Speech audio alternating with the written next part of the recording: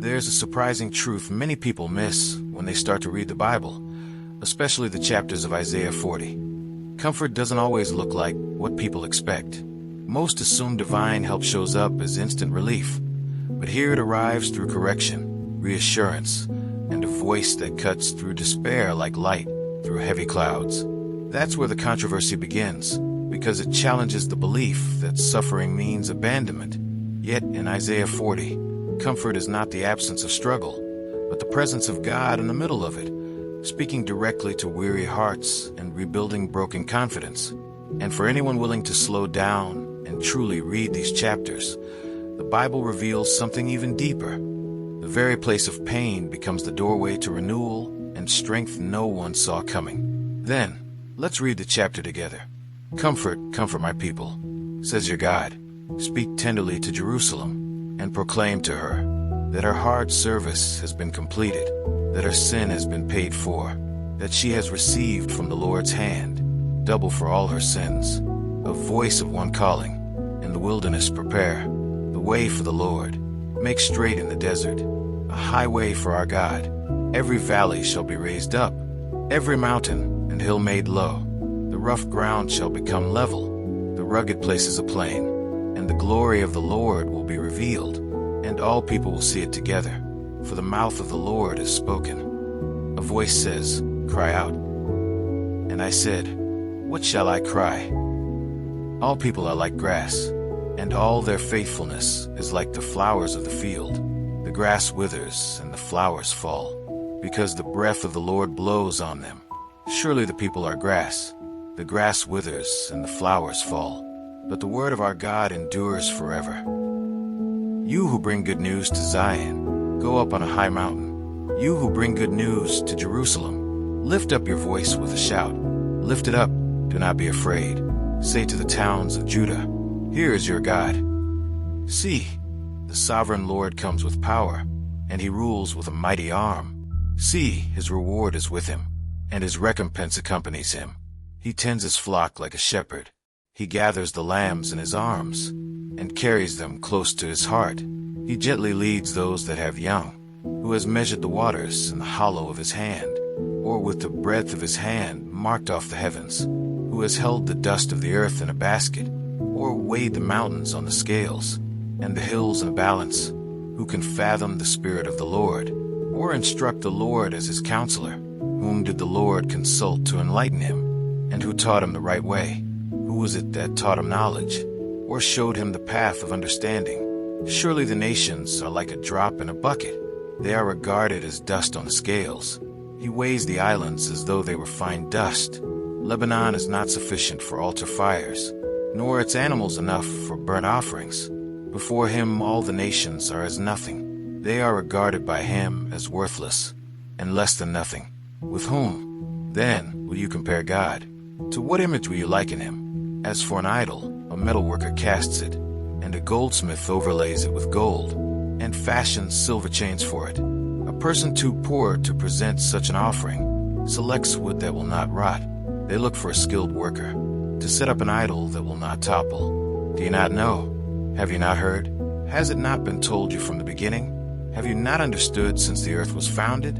He sits enthroned above the circle of the earth, and its people are like grasshoppers. He stretches out the heavens like a canopy, and spreads them out like a tent to live in. He brings princes to naught, and reduces the rulers of this world to nothing. No sooner are they planted, no sooner are they sown, no sooner do they take root in the ground, than he blows on them, and they wither, and a whirlwind sweeps them away like chaff. To whom will you compare me? Or who is my equal? Says the Holy One. Lift up your eyes and look to the heavens. Who created all these? He who brings out the starry host one by one, and calls forth each of them by name, because of his great power and mighty strength. Not one of them is missing. Why do you complain, Jacob? Why do you say, Israel? My way is hidden from the Lord. My cause is disregarded by my God. Do you not know? Have you not heard? The Lord is the everlasting God, the creator of the ends of the earth. He will not grow tired or weary, and his understanding no one can fathom. He gives strength to the weary, and increases the power of the weak.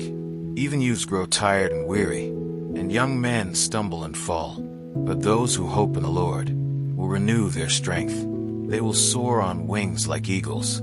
They will run and not grow weary. They will walk and not be faint. Let's say a quick prayer to thank the Lord for His mercy.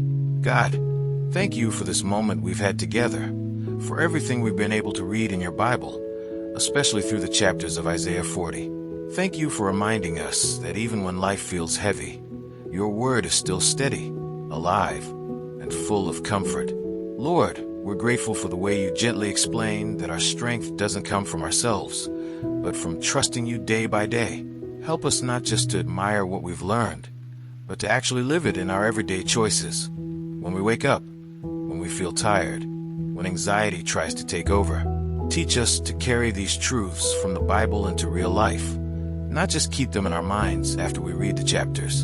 And Father, give us the strength to apply this message from Isaiah 40 with simplicity and faith. When we feel weak, remind us to wait on you. When we feel lost, guide us back to your word. Stay close to us in the small details of life, and help us walk this out with peace, one step at a time. Amen.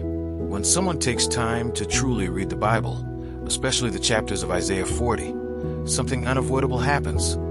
Comfort stops being theory and becomes a decision to live differently.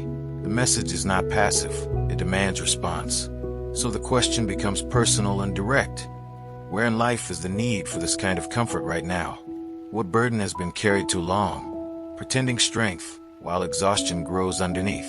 And more importantly, what would change if those promises in Isaiah 40 were actually trusted in daily choices, not just admired from a distance? To explain it simply, the strength described in Isaiah 40 is not reserved for perfect people, but for those willing to wait, trust, and realign their direction with what the Bible teaches in these chapters. That means practical steps, replacing anxious scrolling with intentional reading of Scripture, trading impulsive decisions for reflection, and choosing patience when everything screams urgency. It's in those small, consistent shifts that renewal begins to show up, like energy returning after proper rest, or clarity returning after confusion fades.